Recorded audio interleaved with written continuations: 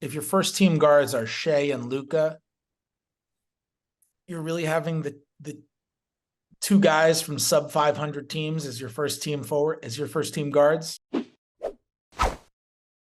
Hello and welcome to the Tampering Podcast, part of the Athletic NBA Show Network. I'm Sam Amick, NBA national writer at The Athletic.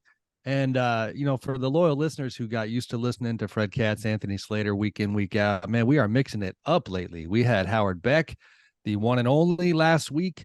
We did not have the legendary Fred Katz, who was back with us in his typical East Coast abode. Fred, I'll throw to you in a minute. But Fred, we got a friend and a colleague on the show that I believe is a first-time Tampering visitor. Is it not true? Not true. Oh, wow, such a not even a second time.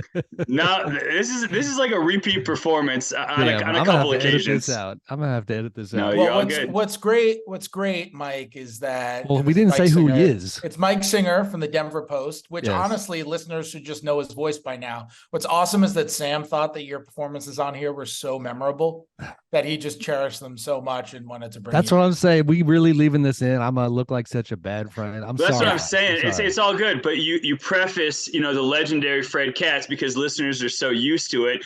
I get no such introduction because this is my first time. So we're good here. The first time, every time. That's how good you are. It's so fresh. It's so, visceral. That Mike Singer, who covers Denver Nuggets for the Denver Post, and with whom I certainly go back a long ways with our USA Today chapter and beyond. We are going to, on this week's pod, make the rounds. Guys, there's some weeks when we have to kind of dig deep to figure out what to talk about in the association. This is not one of those weeks. We're trying to keep up with the content, keep up with the action. On today's pod, we are certainly going to spin it forward, talk about some of the playoff matchups that we already know. But front and center, top of the show, and Singer actually has, I think, unique perspective on this story, is unpacking the Minnesota Timberwolves drama, the Rudy Gobert going after Kyle Anderson saga that happened in that game against New Orleans yesterday, and some of the play-in action as well. Because we have Fred, Mr. All Things Knicks, on the show. We're going to highlight the Knicks-Cavs playoff series. Even without Slater this week, we're going to highlight Warriors-Kings. First time that those two squads have ever met in the playoffs. That should be fun. And if we have time, on the back end, we are going to talk about Singer's Nuggets and the question of, have they convinced folks that they're going to make noise here in the playoffs, and maybe some awards ballot discussion as well. So, Mike, I'm going to start with you because I already disrespected you so greatly at the top of this pod. I'm going to have to spend the whole thing making up for it, which, I'm down with that. That sounds great. Yeah, that is what it is. I made a mistake. Mike, where were you when Rudy Gobert landed that ruthless punch on Kyle Anderson's left shoulder that sent him, reeling, and sent the Timberwolves also reeling, except that they won the game and actually showed a lot of fight down the stretch. But thoughts on that action yesterday? Yeah, I mean, I was actually covering the Nuggets-Kings game. The Nuggets had their own problems that they had to address.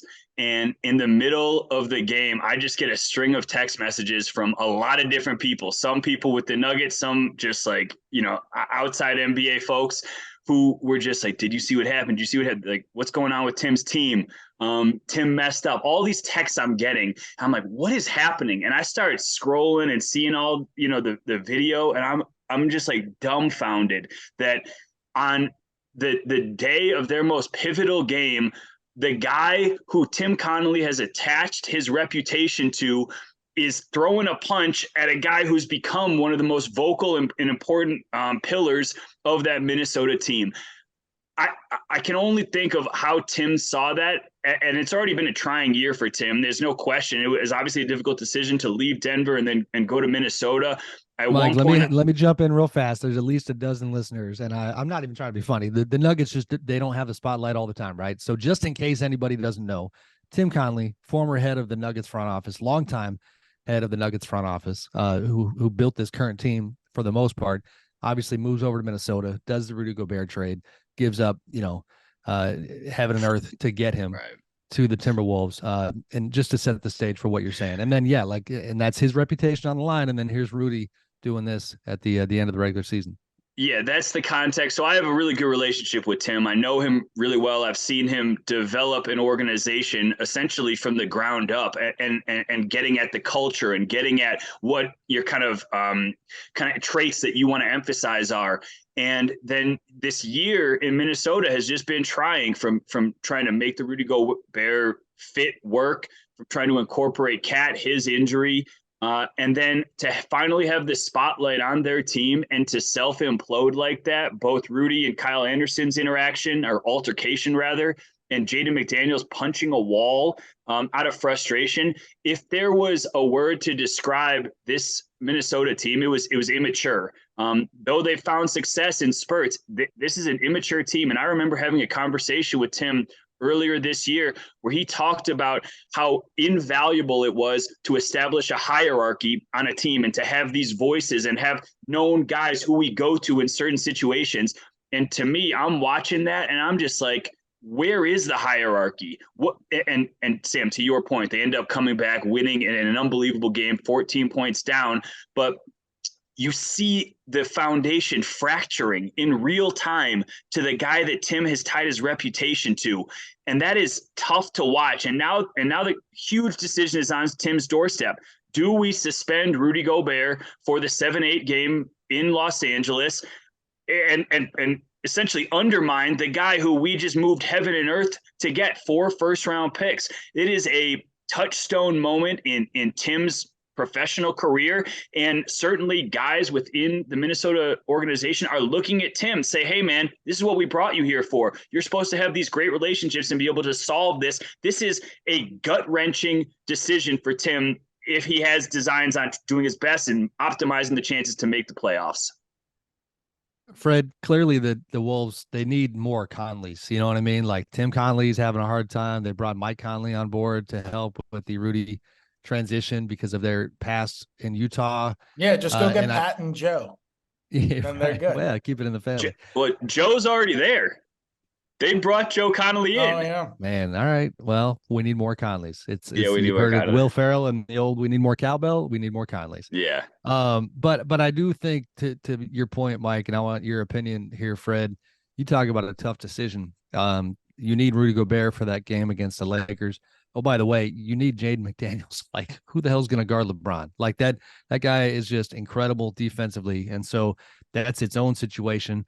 As somebody who once punched a glass window after losing a wrestling match when I was 16 years old, I can relate. You know what I mean? Like you get a little fired up and you make mistakes, but you know, I didn't have quite the playoff stakes in front of me that he did. And that was a terrible choice to hit the wall. Sam, how old were you when you did that? So let's see, junior in high school. So what are you then? Like you're 17, 16, so right there. So you were how old? What are you talking about? 16, 17? So you were how old were you? Yeah, a whole lot younger than he is. There is you that go. The Yeah. You were a child. Yes. You were a child. Right. Yes. Not. And I mean, and it's but then it's such a weird thing to process, I think, for them, because again, they showed grit. They won the game. I mean, I would love to be a fly on the wall today. You know, like it's one thing if it all falls apart and you all go your separate ways, it's Cancun time. Well, no, it's not. It's a couple days later. You actually have a shot to go beat the Lakers, get in the playoffs, keep this thing going and salvage it, you know, amid all this turmoil. Yeah. I mean, reacting off of what Mike said, my personal opinion, I understand establishing a culture. I understand establishing accountability. But the point of this whole thing is to win. They cannot, they need to figure this out. They need to have some kind of powwow. And I don't think you can necessarily go win a title out of the play-in tournament when you start off, you know, you end the regular season punching each other out on the bench. But the point of this thing is to win. They need Rudy Gobert in that game when LeBron is just going to be trying to assault the rim. Like they need him in that game. They have to find some way to sit guys down, shake hands. They don't have to be best friends, but they do have to find a way to where they can at least just play for each other for the 48 minutes that they have to be out there. And I think that's kind of the only way that they can get over this and get through this, because a lot more, the reason you establish the good culture is so that you can win some basketball games. And if you lose in the play-in tournament because of self-inflicted wounds after the season that they just had, which was already disappointing at 42-40, that is just rough. That is rough for them. But Fred, think about the precedent that you're setting. You're saying our franchise guy can punch a guy in public and we're not going to punish you. That is Hold on. No, I didn't say not punish. Micless singer. Okay. We're calling Mike forgot his microphone today. So we're calling him Micless. Mike, yes. I'm a little bit devil's advocate. I might believe a little bit of this. A couple things. All right. To just call it, punching a guy is not quite that simple. He did make a choice, thankfully, to punch him on the shoulder. He did not sock him in the face. Secondly, can I just say, I don't mean to sound like old school guy, like traditional guy, whether it's Draymond and Kevin Durant getting into it back in the day, whatever player conflict you have, and, apologies to the kids listening with the language, like you can't call your teammate a bitch to his face. Like there's part of me that says just human to human, like that word gets thrown at me, I have a hard time not doing anything. And there is part of me that looks at it also. And before I throw it back to you, Kyle Anderson, I love the stuff coming out about his leadership. And it's funny, there were some beat writers, Chris Hine, some stuff that our guy John Krasinski had as well, reporting on Kyle's leadership recently and interviewing other players about his leadership style and how he's apparently really not aggressive is the wrong word, he's but like blunt. outspoken, He's blunt. Yeah. And it's jarring, but they by and large felt like it was good for the group. That's fascinating, but let's not lose sight of the fact as I look at the Timberwolves payroll here that, he is a veteran player who has respect and is a very good basketball player whose contract expires after next season where it caps out at $9.2 million. Rudy is under contract potentially through 2026, capping out at $46 million. Meanwhile, you have Kyle getting captured on video near the locker room, just the audio portion, literally yelling to whichever Timberwolves officials saying, and I'm paraphrasing, y'all got a choice to make here. Stop kissing his ass. Like this level of like voice and influence coming from that type of a player in the context of who Rudy's supposed to be for them is wild. And it does put Tim Conley in a really tough spot. You also have to, when you talk about culture too, like if you want to talk about long-term culture, you also have to consider the fact that like you've attached yourself to Rudy Gobert now. Like he is on your team next year. He is on your team the year after that. If you've attached yourself to Gobert, then set yourself up to where you can have some sort of culture with Gobert. If you suspend him and they lose, then all of a sudden he didn't just punch a teammate. Now he punched a teammate and that cost them a chance at the playoffs. And I don't think that's something that they get over so quickly. But the whole point of this thing is to win. I get it. I understand that if it were game 42 against the Kings, then or against the Pistons, I guess the Kings aren't the bad team I can use as an example anymore. Game 42 against the Pistons, then like, yeah, maybe you'd suspend Rudy Gobert for a game. You'd sit him out. But like, I don't think we need to pretend like game 42 against the Pistons means the same amount disciplinarily as a literally like single elimination playoff postseason game. All right, so real quick, it's fascinating that the T-Wolves ended up winning that game because that secured them at the 8th seed, which, Fred, you just said single elimination. Double elimination, sure. It's not single elimination anymore for the T-Wolves. So there is a line that Tim Connolly can thread here in suspending Rudy Gobert for the first game, the 7-8 game against the Lakers, punishing him, holding him accountable in a game you're probably not going to win against the Lakers at home, and then coming back that 8-9, presumably 8-9, and there's a world where they replay the game that just happened against the Pelicans. If the Pelicans beat the Thunder, then you have the second chance to win at home and still get into the playoffs. And to me, that we don't know what's going to happen. We're recording this Monday morning. I believe that is the line that Tim is going to have to thread. He's going to have to punish on one end and then give themselves a chance to win at home. And oh, by the way, even if he decides to suspend him for 2 games, Ant Edwards is still a problem. Cat is still a problem. And that's the team that made the playoffs last season. Jaden McDaniels was not the player that he is now. And they didn't have Rudy last year. So there's still a framework here where they can ostensibly be competitive. And we could get into this later. but it's probably going to be against the Nuggets, which is interesting on a whole lot of levels if the T-Wolves slide into that 8 seed. Let's end this segment this way, guys, with a good old-fashioned vote. What are you doing if you're Tim Conley? Fred, you sitting Rudy down or not? Sounds like the answer is no. No way. Yep. I'm figuring something else out. But I think I am I'm too, having a Singer. powwow. I think I am too. And I know it sounds like I'm splitting hairs here, but nobody got hurt. Lack of shit happens. That's kind of where my head's at. Like the shoulder versus the face is an important distinction. I mean, stuff happens. Who knows if it actually could kind of lead to something positive where they get this stuff out of their system as far as their locker room stuff. I think I would have a hard time sitting Rudy down. But Mike, I think you might be benching the big fella. I'm benching the big fella. It hasn't gone smoothly when he has played. By the way, we didn't even talk about this. He's hurt. The back spasms are what hampered him in the first place. It's what prompted the whole altercation, according to your guy, John Krasinski. So I'm not necessarily sure that it is an entire aggregate plus if he plays in that first game and you still have him for the second game. I'm trying to thread a needle. Tim is savvy. He is very politically savvy, and he's very good at relationships. I think he's going to find a way to grease this over, or it implodes, and they just go into the offseason with this stench of. Way to hedge your bets there, buddy. Look, if I'm Tim, I'm suspending him. I'm maybe I'm different than you guys, and I recognize shit happens. But that was a garbage look for a veteran who should know better when they just invested the farm in your future. I thought that was a garbage look. Yeah, that would make me nervous because that door is still open to, all right, you bench him, you lose the Lakers game, you play the Pelicans, he plays, they still lose, then it's a bad offseason where that culture is in a very bad place. All right. Sam, has anybody had a better PR season than Donovan Mitchell? Like, don't you just feel like everything that's in Minnesota paired with everything that's happened in Cleveland? Like, has anyone had a better PR season than Donovan Mitchell, who, by the way, I think is probably going to make first team All-NBA? I don't think anyone has.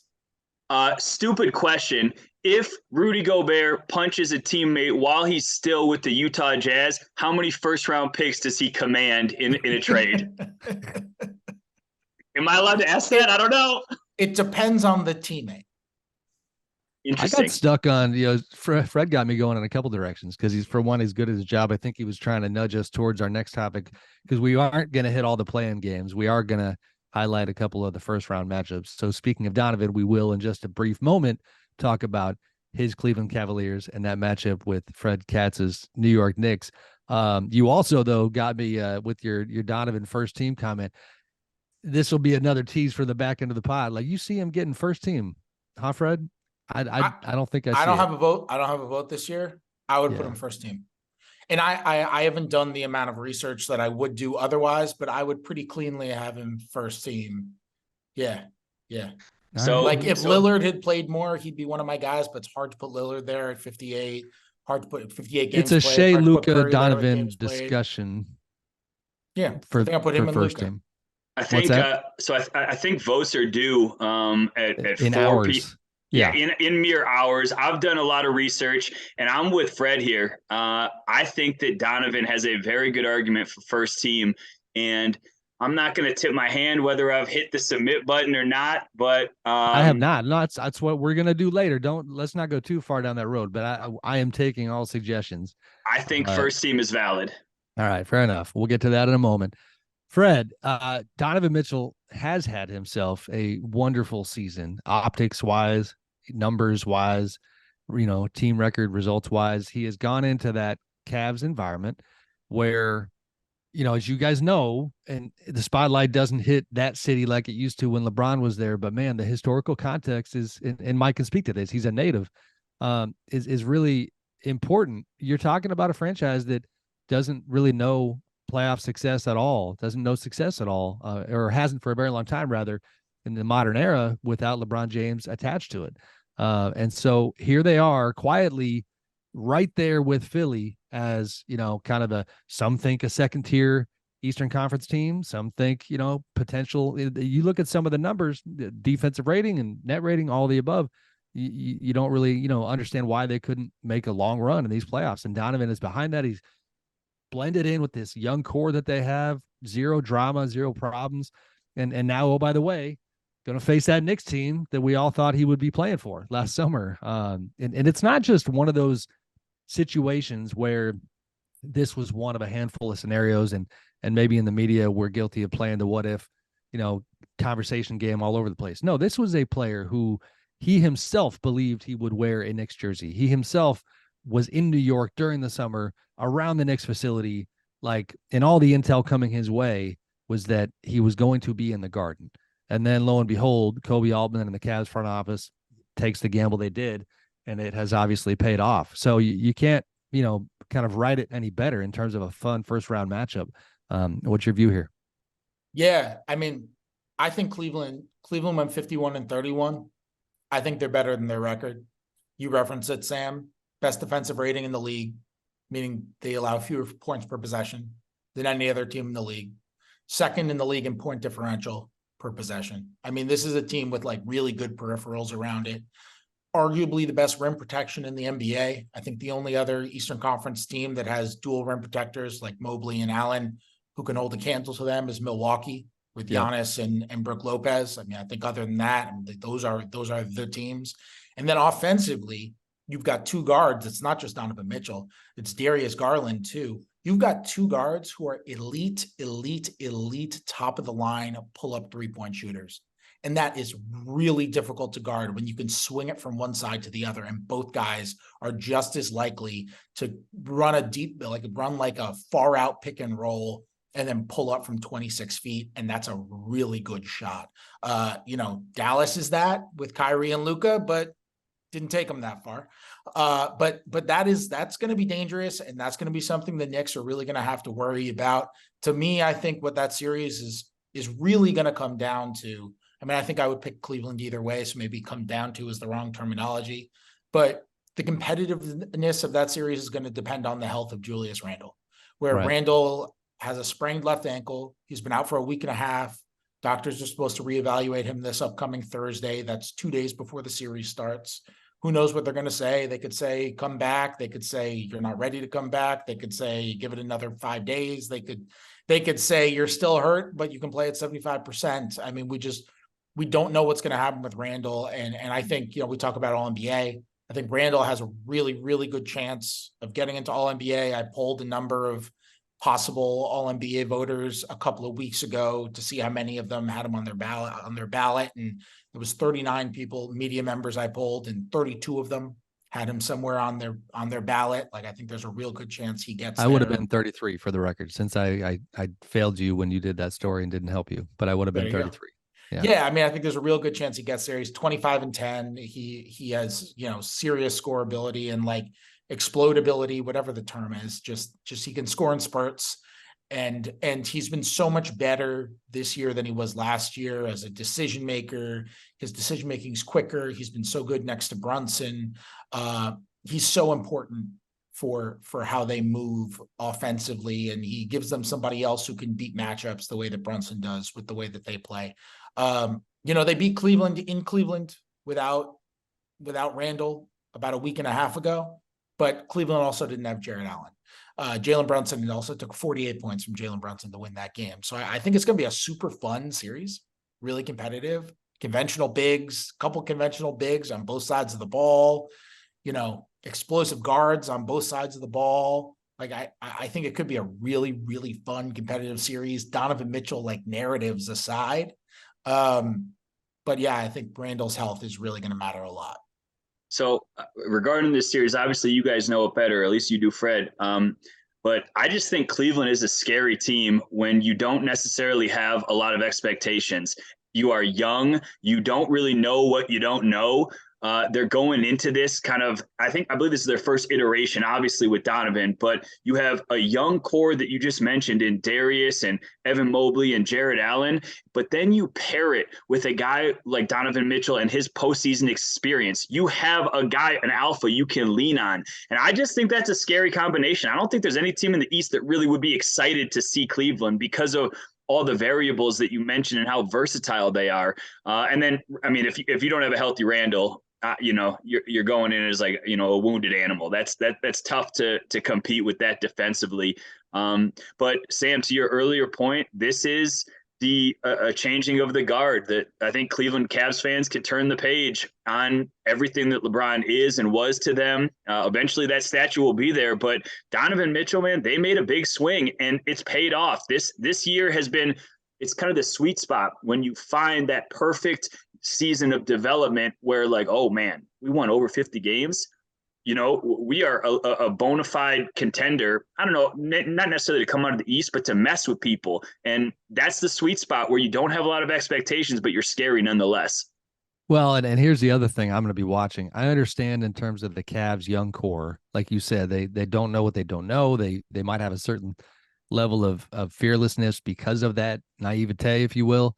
But you also have individually a guy in Donovan Mitchell who has had an incredibly frustrating, let's see, I'm counting it here, 3, 4, 5, 6 playoff appearances, 5 playoff appearances, sorry, where, this man wants to make a run. This is a guy who was on a team that had the best record in the NBA in Utah, and a guy who has not been past the second round in his career. He was out in the first round last year. They lose in 6 games to Dallas, second round the year before, and then 3 first-round bowouts prior to that. In terms of Donovan and his focus and what his message might be in the locker room, I could see that being the type of thing that is an X factor or a game changer. So that should be a ton of fun. Let's talk about another team that is young and dumb, and I think is going to be in a series that is very interesting to watch. I don't know how competitive, and I don't know where I'm at prediction-wise on Kings Warriors just yet. But this one is wild. Obviously, I'm based in Northern California, grew up down in the Bay. I mean, I was a Warriors fan when I was a kid. I converted to Michael Jordan's Bulls after that, and then have been in Sacramento since '96. So I check a couple of these boxes here. I still can't get over the little slice of history with this series, guys. The idea that these two franchises go, all of basketball eternity, having not been in the playoffs at the same time ever, which is hard to do because the Kings, obviously terrible for the most part franchise history, but they had their long run, 8 years under Rick Adelman where they were contenders, and the Warriors were bad at that time. So you've never been in the playoffs together at the same time at all. And then here you are facing each other. That's interesting enough on its own. Then you add in the Mike Brown component. Last year he's Steve Kerr's associate head coach, integral part of the Golden State operation, through multiple championships, and leads these Kings to where they are now. Basketball wise, you've got, every matchup the Kings were going to have most likely was going to be tough in this first round. But the Warriors, I do think, found something late in the season, a little bit of their old identity. Andrew Wiggins coming back. We don't know how he's going to look, but that matters a lot. It is potentially a fully loaded Warriors team. Draymond is healthy. Steph is healthy. Clay is healthy. Jordan Poole is playing better. Kings are going to have their hands full. The Warriors defense, which ends up 14th in defensive rating this season, not high enough for their standards, but certainly I think high enough at this stage to give that top-rated Kings offense problems. On top of that, my final kind of quick opening thought in this series is that the mood in the building, specifically in Sacramento, I kind of feel bad for Kings fans that they got this matchup, because that place is going to be flooded by Warriors fans. And you wait 16 years to get into the playoffs, you get home court advantage. And, Warriors fans, we all know there's plenty of money down in the Bay. They're going to be paying the kind of second market prices to get in the building. So you're not necessarily going to have that purple wave with nothing but Kings passion coming their way, even at home. So if they make this thing competitive, if they win this series, it would be incredibly impressive, but I think they are up against it. So my initial read on this, and I just saw the Kings yesterday. They played their starters for the first half. Curiously, I'm not really sure why Mike Brown did that. But when I look at this Kings team that finished with the 3 seed, it reminds me so much of the first version of the Nuggets that made the playoffs in 2019, when they went up against San Antonio in the first round. And it was a you don't know what you don't know type situation. They ended up winning in 7 games and then ended up taking Portland to 7 games in the second round and nearly made the conference finals in their first run. Now, San Antonio is not anywhere close to the animal that the Golden State Warriors are, but it just reminds me, this is a team on the come up. And it is, again, that sweet spot. It is fun to see what you can accomplish. You already overachieved. I don't know what the quote unquote expectations are, what would be a failure. I think at this point, you're going up against the defending champs who are, to your point, Sam, fully reloaded. If you have a competitive series where you can learn and grow from, that is invaluable, regardless of what happens. If this gets to 6 or 7, it's a win, in my opinion, for the Kings. You know what I'm really excited about? I'm really excited for the late game moments when Draymond Green is going to be guarding Domantas Sabonis. I think that's going to be such a fun matchup. Yeah, Sabonis is so crazy strong, and just basically one of the main reasons he's so good is because he just kind of gets wherever he wants. Like, he's one of the best guys in the league at getting to his spot before actually getting the ball, right? So we can get the ball at the nail that he wants, and then he facilitates from there. Get the ball on the block if he wants, and then he's just going to go up or make a great pass or whatever. And Draymond is about as good as it gets, pushing guys out and just annoying the freaking hell out of them in every physical and emotional way possible. That is going to be such a fun matchup at the end of games. And by the way, Sabonis versus Looney is kind of a similar thing, because Looney is kind of unmovable too. I think that's going to be a really, really key matchup. I mean, he's unmovable, but he's also, the way that the Kings use Sabonis, up top, is going to bring Looney out into no man's land a bit, and I think make him uncomfortable. The Draymond effect, to piggyback on your stuff, Fred, is I think Draymond, I mean, this is the case in a lot of Warriors series, but I think he's certainly an X factor in this one. Spiritually, where he's at with his group, honestly, like, he has a very close relationship with Mike Brown. So, I might have to come down from my distant press row seat and get a little closer to hear some of the chatter between Draymond and Mike, because they are going to be talking. And I know I'm digging a little too deep for subplots here, but you even have the Harrison Barnes, connection. HB was on that initial 2015 title team for the Warriors. This memory comes to mind, like when Harrison chose not to take, I forget the numbers, but not to take a Warriors extension at one point. That was one of the dominoes that led to kind of leaving the door open for Kevin Durant. And I remember Draymond being kind of critical, even in front of media at times, that Harrison didn't choose to just commit to the Warriors for the long haul. And so all these years later, Harrison it's not even close. He is the most experienced Kings player when it comes to playoff basketball. His leadership is going to matter. From all angles, this thing, I think, is really intriguing. Yeah, Draymond is always the X factor. Might as well be nicknamed the, but especially this, like, Kings first in the league in points per possession. Their starting lineup plays so fast. They try to run you out of the gym. The Warriors playing small with Draymond to the 5 can run with them. And the Warriors defense, I mean, Mike, you said they're 14th in points allowed per possession this year. So run of the mill during the regular season, but not when Draymond was playing. Like, when Draymond was on the floor. Like number one.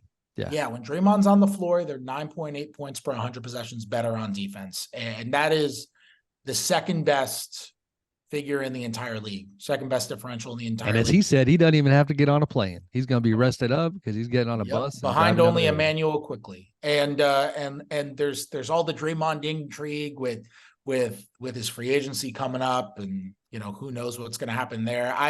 Potentially. I mean, he's got the option. Right, exactly. I mean, it's a fascinating potential playoff run for Draymond Green, given all that he's gone through this year too. The only thing I wanted to add, Fred, you're talking about in clutch moments with Domantas Sabonis going up against Draymond.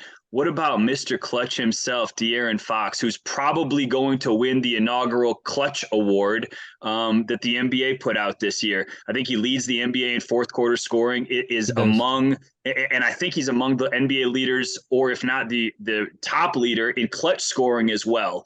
So this dude gets it done. He's gotten it done throughout the regular season. Does that translate to the postseason? Who's his primary defensive matchup? Clay or Wiggins would both be fascinating in clutch moments. But it's fun to see kids grow up. It's just fun to see put people in those situations. Does it translate? So I just felt like that was an omission. We got to mention Mr. Clutch himself. No question. All right, since I got that Sam, you got to have De'Aaron Fox All NBA? Yes, I am. Unless you talk me out of it on the back end of No, I think that's a good this pod. choice. I think that's a good choice. I think he's Yeah, I've got him very third team. Third team next to another name that I'm going to throw your way for debate in just a moment here. I'm going to keep it moving because I do actually want to hit all our stuff today, guys. These are great topics. But actually, before we move, shock jock style, not normally what I do, but we're in the prediction mood today, left and right. So what are we thinking? Warriors Kings. Although we didn't do Knicks Cavs. Let's do quick predictions. Knicks Cavs, Warriors Kings. What are you guys thinking? Man, Knicks Cavs is so tough because you don't know about Randall. I'm gonna guess Cavs in 7. Okay, Singer. I'm there too. I got Cavs in 7, and then Warriors Kings. I think Warriors. Let me throw in my Cavs in 6. Okay, my bad. You're good. You're good. Warriors Kings. I think the Warriors are going to upset them, quote unquote, upset them in 6. You know what? I haven't thought about a prediction at all. Screw it. Kings in 7. Red Cats. Kings are fun as hell. They've got the vibes. I believe in karma. I don't believe in karma, but I believe in karma for the purpose of this prediction. Is that you talking Draymond and Poole? If I were a rich man, I would bet on Cavs. The YouTube watchers can see Singer very excited about Fred's "If I Were a Rich Man" reference there. My youngest son was in Fiddler on the Roof this weekend. I don't know if you guys heard about that. He was Perchik. He did a fantastic job. All right, the dad segment is over. Yeah, man, the locals want me to predict the Kings in this one. I've just been around the Warriors too much. I've seen their makeup, and I still see it now. I wrote this the other day. Like, you guys, you talk about, a masterclass in NBA crisis management. They have gone from the Draymond Jordan Poole saga in the beginning of the season to the uncertain future of Bob Myers that we have reported extensively about. The Gary Payton II situation with Portland, which was not only had its own drama, but basketball wise, it was like we gave up a lot to get a guy that we're not sure if he can help us. But guess what? Now he's back. Now he's still increasing his minutes, but he has had an impact recently. Then, last but definitely not least, the Andrew Wiggins kind of departure and long-term absence that they got through as well. Again, we haven't seen Wiggins. That matters a lot. But I'm going to go Warriors in 6 on this one for me. It's a good tradition. I like that. Yeah, man, you're on fire. You just didn't want to be left out of the Fiddler party, Singer. Nice job. No, I didn't. All right, let's move on. Mike, this is the tricky part with covering your team is like you come on a national pod like this. I mean, I know I'm gonna be honest. I'm gonna pull the curtain back. I know what I'm doing here. Like, I can't talk Nuggets at the top because with all due respect to the Mile High City folks, you might lose some listeners who aren't interested. B, like, you might lose the real attention and engagement of the Denver Post Nuggets beat writer. Like, if we talk Nuggets at the top, then suddenly, you might have better things to do and you might bounce. So we have dragged you to the back end of the pod, but we need to talk about the team you cover. Help me reconcile these two things.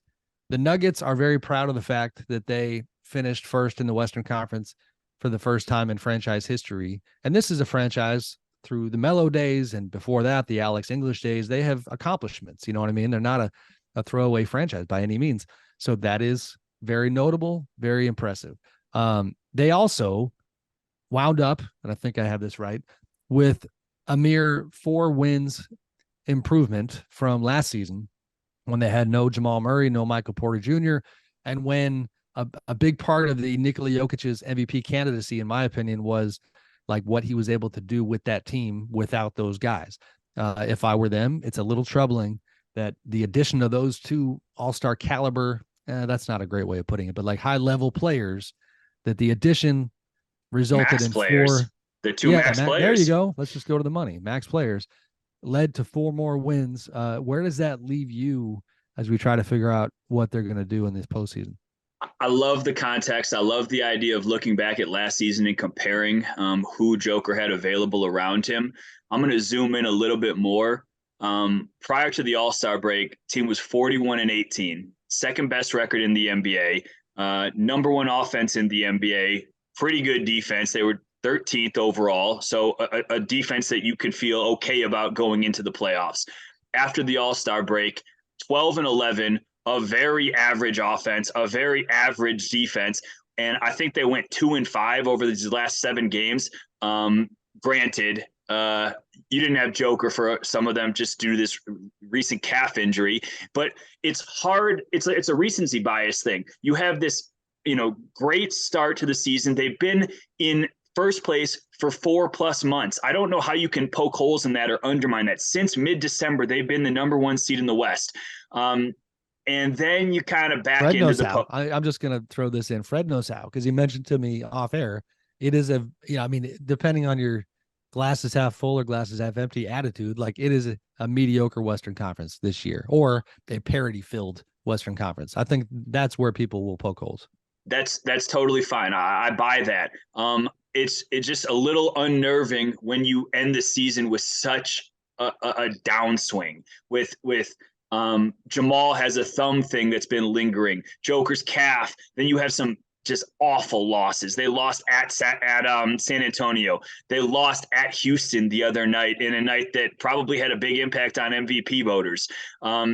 There's just they just kind of left you with this depressing taste in their mouth, which, for a team that has never made the NBA Finals before, there are going to be skeptics and doubters until you prove it. You need to break through that ceiling. And now the fact that they're healthy, the fact they have all their horses around them, Joker pun intended, they have no excuses not to realize how good they can be. And if they don't, changes could be afoot. I'm talking like serious fundamental changes, at personnel, at coaching. It's just like, this is an all-time player, Singer, a generational to steal player. Our favorite way of phrasing it, what is the spice level on possible changes? Spice level 1 to 10. What are we talking here? It totally depends. It totally depends when they go out. If they go out in the first round, spice level is very high. If it's a competitive second round series against the Suns, then you're going to have to look at context clues. But I always talk about this, man. Michael Malone is in his 8th year as the coach of the Denver Nuggets, the 4th longest tenured coach in the NBA. Calvin Booth is in his 1st year. There are one guy has been entrenched in this role. Another guy is coming into this role. There are dynamics that need to be figured out there. And so, you put that under the spotlight and the microcosm of a postseason series with a 2-time MVP, maybe a 3-time MVP. That's a lot of pressure building, not to mention this is 2+ years in the making, because they haven't had a healthy Jamal Murray for the playoffs in 2 consecutive years. And Michael Porter hasn't been right for a couple of those postseasons too. So now there's no excuses. In my opinion, it's put up or shut up time. Fred, what do you think? I'm skeptical of everybody in the West. To paraphrase the antithesis of Ja, I think nobody is fine in the West. I think respect. I think we're just gonna get. I think it sounds like a good book, The Antithesis of Ja. Yeah, yeah. It does. It could be like an indie movie. It would work. Like Vince Chase started. It would work. Zooey Deschanel is definitely in that movie. Inside the Memphis Grizzlies. Totally in that movie. She elongated her bangs for the movie. Okay. It's in black and white. I don't trust anyone in the West. I think it's going to be the Milwaukee Bucks against the hologram. I don't know who's going to win the West. If you tell me Phoenix is at 100% full strength and all their starters are going to be able to play 35+ minutes, and then I guess I feel the best about Phoenix, and that's probably because I want to be I want to bring the swear jar back into the tampering pod, like Russell Westbrook's Clippers. Fred, come on, like. Well, the swear jar has been eliminated when Russ went to the Clippers. That's a new topic. Oh, okay, fair enough. The reason the swear jar was a problem was because we had said everything that was need to be said. I didn't know the new rules. Fair enough. Talking about the Clippers for a second, we had 2 incidents in the NBA yesterday, not just the Minnesota stuff. Oh, but, look at Mike bringing his old Nuggets buddy Bones Highland into the spotlight. Just gotta make sure we don't forget about Bones. What about my old Nuggets buddy Mason Plumlee? Everything comes back to Denver. Like, Bones and Mason Plumlee getting into it. One is, I think close to a 10-year vet. Another guy is a 2nd-year guy who was just traded to another team. And you're just like, Bones, what are you doing, man? Like, your reputation precedes you. Like, Mason Plumlee has a very good reputation around the NBA as a teammate, as just a guy you want. Bones, you're getting into it again. And again, just since we're tying everything together, matchmaker style, Tim Connolly drafted Bones Hyland. Tim Connolly drafted it. That's what I'm saying. Tim Connolly drafted Bones Hyland, and he's the one who went out and got Rudy Gobert. So tough day for Tim Connolly yesterday. And Tim Connolly traded for Mason Plumlee. Yes, he did. So there you go. Yes. I don't hear you calling for Bones Hyland to get suspended, though. That wasn't a punch. That was a shove, in my opinion. I mean, Rudy that was shoved. a shove. That Rudy was a shove, Kyle. That was a shove. No. I mean, look, I don't think you can suspend Gobert, but come on. That was a shove. All right. The Clippers, I mean, Sam, the Clippers are most certainly interesting. The thing with the Clippers that I feel like I shouldn't say people are downplaying it, but it's just met with so much skepticism because he sits so often, is that Kawhi Leonard has played incredible basketball for months now. He looks like all caps Kawhi Leonard that we know. The scoring is there. The ability to create his own shot whenever he wants is there. The defense looks like Kawhi Leonard. He is playing like the best player on a title team should be playing going into the postseason. Yeah, and the question is going to be about Paul George. Yeah. And the question is going to be about, okay, if Russ is running their offense in crunch time, what's that going to do for their offense? If he's not running their offense, what's that guardability going to be like? And then, defensively, they've had the ability to get beat. And they sometimes fall into these traps where, like, they're not creating as many corner threes as they need to, that kind of stuff. And so I don't feel terrible about the Clippers, but I feel much better about the Suns. I mean, the talent level on that team is just higher. Give me Kawhi and I'll raise you KD. Right. No question. All right, guys. Last, not least, self-indulgent part of the program. We are, like Mike said earlier, hours away from the NBA's deadline on awards. And this was the case when I was in grade school. This is still the case when it comes to deadlines. I'm very guilty of waiting. So I did, do my homework for last couple of weeks. You talk, as you guys know, in organic ways to colleagues, people around the NBA, you get opinions, but then next thing you know, it's Easter Sunday and you're sitting there Sunday night, maybe pouring yourself a little glass of whiskey and diving in to some of these choices.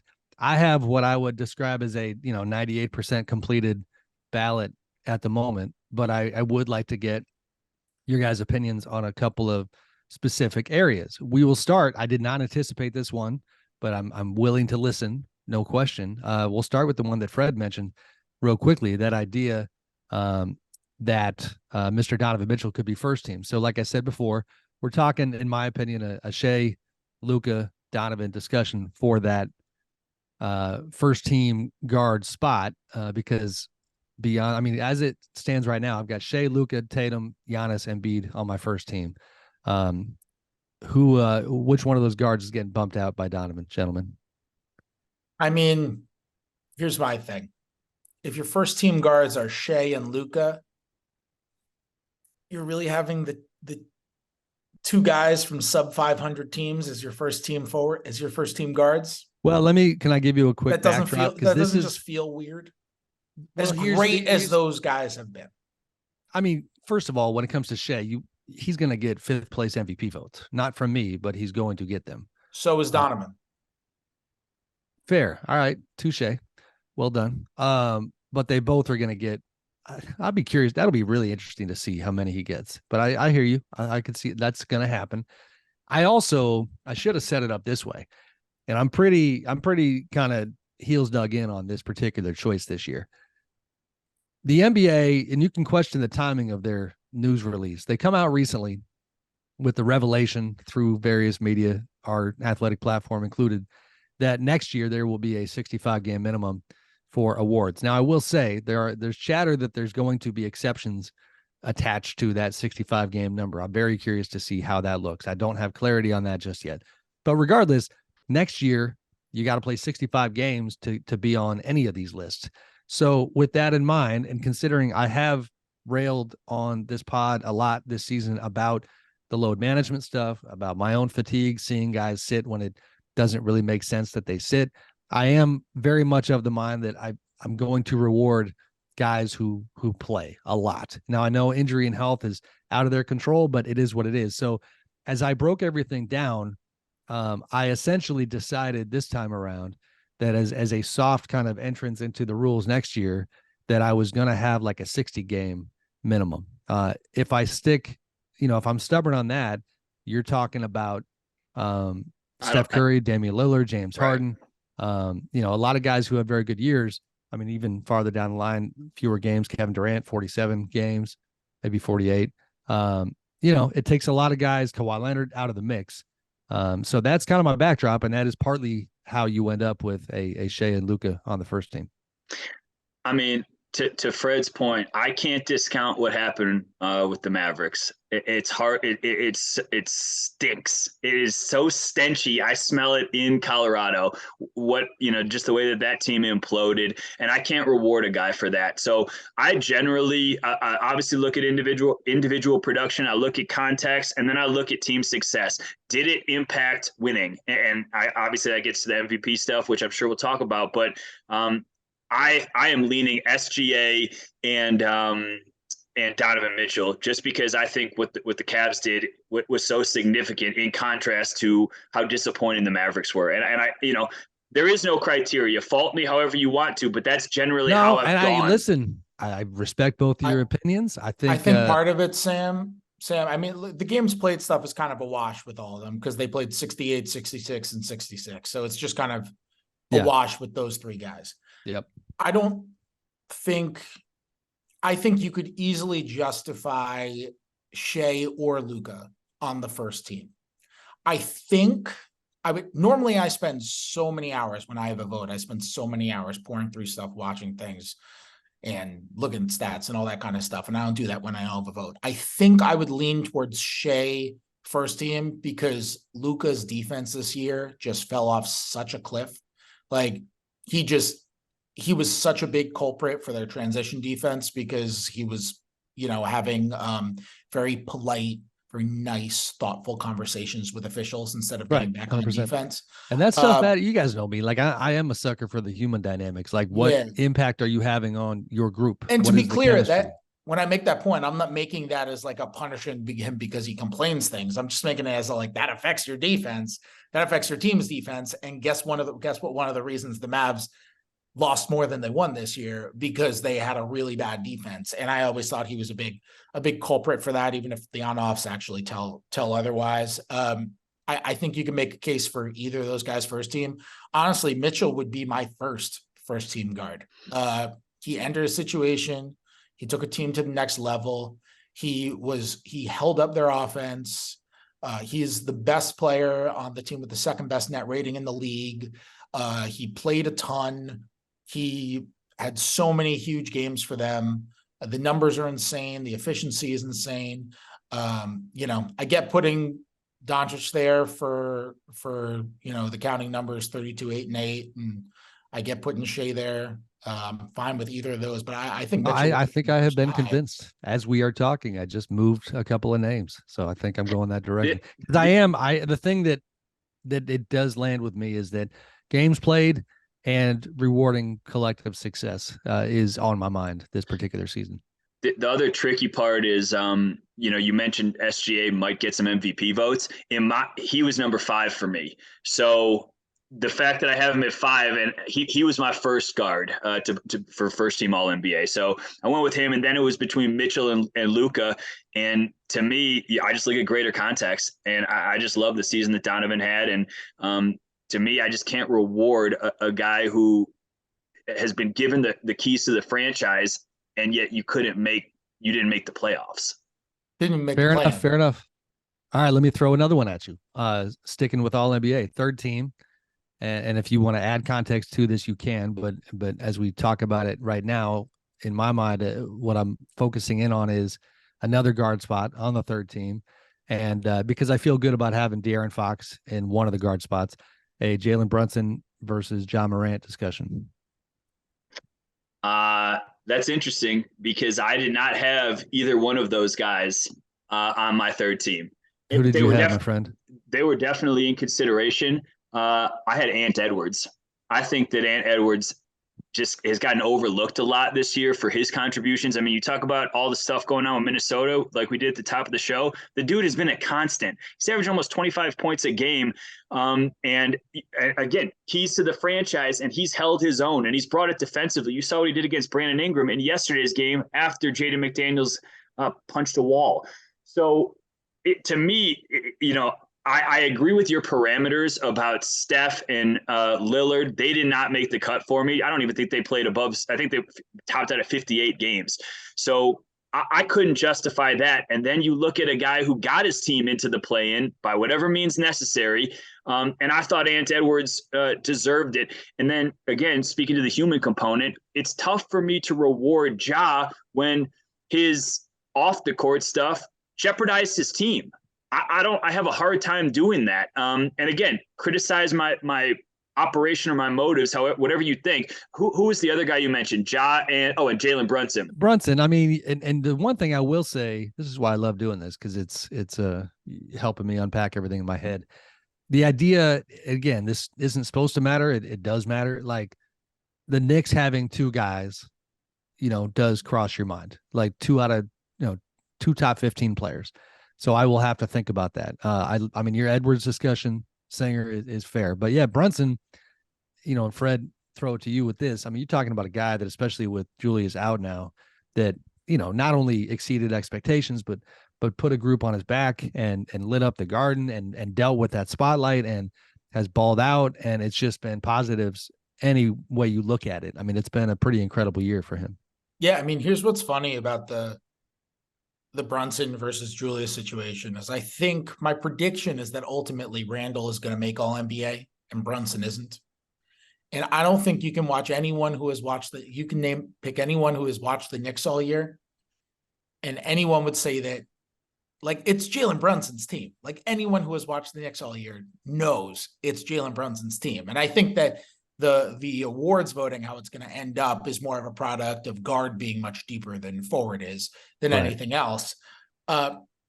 With Brunson versus Morant, I honestly think it's just going to come down to your criteria. If your tiebreaker is who's the better player. On Edwards again too.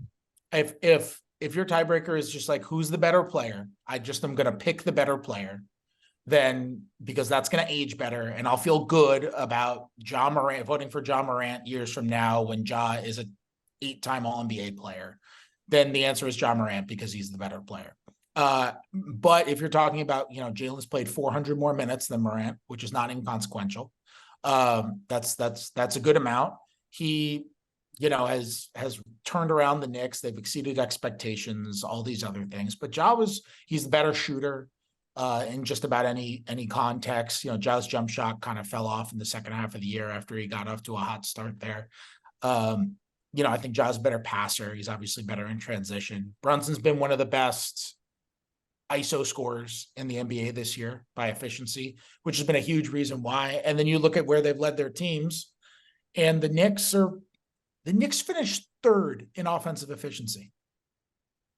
That is insane. Who predicted that? I thought they would be bottom 10. And a huge reason for that is because of Brunson's isolation scoring.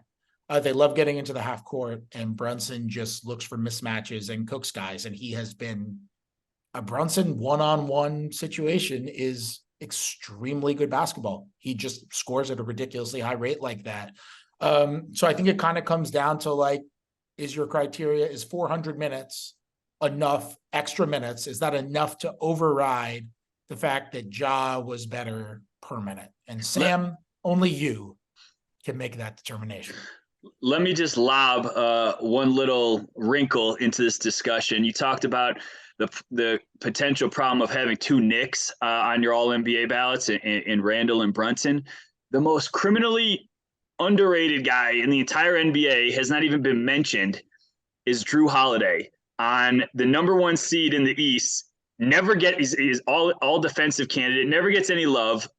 Drew Holiday deserves to be mentioned at bare minimum with Brunson and Edwards for I that got Holiday's spot. second team, so we're good there. Do you? Respect. Yeah. Okay. Yeah. Okay. And Sam, let me ask you this. You have Sabonis as your third team center? I do. So you got 2 Kings. They won 48 games. Knicks won 47. Is that meaning in a better conference? Is that a meaningful? That's the same thing. So yeah, no, it is. I mean, and I listen, there's a bunch of stuff here, MVP on down, where even more than normal, I think. I know it's a cop out to say this, but these are not, right or wrong picks. There's a lot of picks here. Yes, they are. Yes, they are. Wait, Sam, I'm looking at my all NBA teams. If you had, who'd you say you had set? You had Drew Holiday. Who'd you leave off as your guards? Well, I mean, you temporarily have gotten me moving Luka down to second. Okay. So we're going Shai, Donovan, Luka, Holiday, and let's just say for now Brunson, Fox. So no Jaylen Brown, no Jimmy Butler. No Brown. I got at a forward. Okay, this is where it gets tricky. And no Jimmy Butler. I got Jimmy forward on third team. Oh, okay. Yeah. I don't have Jimmy. Did I make a mistake? I don't think I made a mistake. Jimmy's worth looking at. I mean, shoot, man, Jimmy's shout out our John Hollinger, the creator of PER. I think Jimmy's like 6th in PER this year. I had to make a choice between Jimmy and Bam. And I looked closely between those 2 guys and I went Bam. Yeah, I do have a little, man, I hope Bam doesn't hear the pod. I got a little guilt over Bam. He got no love here. And he is overlooked a lot. Bam has had an incredible season. And because the Heat have generally disappointed compared to what they've been the last few years, it hasn't gotten play. Bam's been ridiculous this year and should be in all defense conversations, should be in all NBA conversations. It's difficult to wedge him onto all NBA because obviously your first two centers are going to be Sabonis are going to be Jokic and Embiid in some order. And then Sabonis is probably going to get third team. So it's difficult to wedge him in unless you're going to mess around with the NBA's positional stuff and put one of those guys at forward, which just, even though it's technically allowed, just feels so dirty. I would never put Jokic as a forward on all NBA. That's right. So weird. Well, and let's go there for a quick second. We're going long here. Singer, I swear we'll get you out here soon. You okay on time? I'm all good. Right. Let's talk defense. Because specifically what I wanted your guys' opinion on was, and I guess holistically is the question of, we got defensive player of the year. We got 2 all defensive teams. Defensive player of the year, I still got to look at it, again and break that down. But I feel like people are very all over the map when it comes to Evan Mobley's kind of how he lands here. And then Draymond, you mentioned it earlier, Fred, if you really do have to dive into some of the numbers with Draymond to get to see that he still is Draymond. And I mean, I think some people are going to put him defensive player of the year, to be honest with you, which sounds crazy on a year when the Warriors were 14th, but he can only do what he does when he's on the floor. He's been incredible. So, but I feel like Mobley is potentially, from what I've read, what I've seen, what I've heard, being overlooked a little bit as the anchor of the number 1 defense in the NBA, and he's up there in the defensive player of the year discussion with, Brook Lopez, Jaren Jackson Jr. And then even all defensive team wise, I mean, shoot, you mentioned Bam, and I know I'm getting in the weeds here, but where are you putting Bam? Because if right now I got Draymond, Mobley, Lopez, OG, Giannis, Jaren Jackson Jr. as my 6 front court guys, for just to frame it that way. And I might need to find a spot for Bam. It's not 2 guards, 2 forwards, and a center. All defensive. No, it's more wide open. You're going to put me on the spot on real time. We're going to have to look at this. No, I think it is. I think it's center, two forwards. I think center, 2 forwards, and 2 guards. Well, either way, let me just throw it. Let's talk Evan and Draymond. And I'm the one putting it with that framing, but or just Mobley by himself. Where does Mobley land on the power rankings of defensive seasons? He's for me, when I looked at defensive player of the year, I looked at how long were you able to stay on the court. Then I looked at all your advanced numbers, and I looked at your net rating, both on and off the court, and who makes the biggest impact. that's how I landed on Brook Lopez as my number one defensive player of the year. JJJ is unbelievable, but he can't stay on the court. His minutes, I don't have it in front of me, but there was a significant gap, like 400 or 500 minutes plus, I believe, between Brook and JJJ. And then Evan Mobley, when I'm looking at the number one defense in the NBA, look at his on-off numbers. And I don't think there's a marked difference between Cleveland's defense when he's on the court versus off. And that is, you talk about, you feel dirty. I don't feel great about that when the defense doesn't plummet when you're not on the court. That is damning, in my opinion. So I looked at that discrepancy a lot in trying to figure out my first team, my second team, and my defensive player of the year guys. And that's how I settled on Brook. I just think his impact is certainly within the construct. Drew Holiday, Giannis, he's got help around him, but Brook Lopez was unbelievable this year. And Sam, I probably overlooked Draymond, so I'm gonna feel a little bit of guilt. I think that's fair, Mike, on the on-offs with Mobley.